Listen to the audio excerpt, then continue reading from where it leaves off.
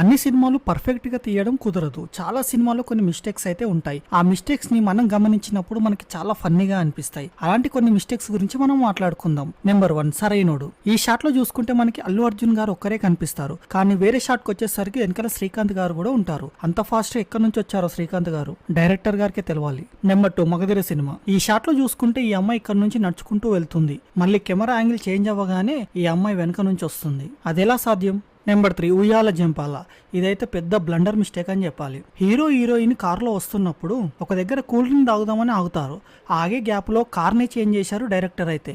ఒకసారి ఇక్కడ చూడండి, సీట్ కవర్ అలాగే హీరో పట్టుకున్న స్టీరింగ్. ఇక ఈ లాస్ట్ వన్ మిస్టేక్ అయితే నాకైతే చాలా ఫన్నీగా అనిపించింది. ఆడవారి మాటలకు అర్థాలే వేర్ల సినిమాలో అందరూ చీరలు కొనడానికి హీరోని తీసుకుని వెళ్తున్నప్పుడు హీరోయిన్ కారు ముందట సీట్ లోకి ఎక్కుతుంది, హీరోనేమో వెనక సీట్ లోకి ఎక్కుతాడు. కానీ సీన్ కట్ చేస్తే ఇద్దరు వెనక సీట్ లోనే ఉంటారు. ఇదేలా సాధ్యం డైరెక్టర్ గారు? ఇలాంటి మరెన్నో మిస్టేక్స్ మీరు తెలుసుకోవాలంటే ఛానల్ సబ్స్క్రైబ్ చేసుకొని లైక్ చేయండి.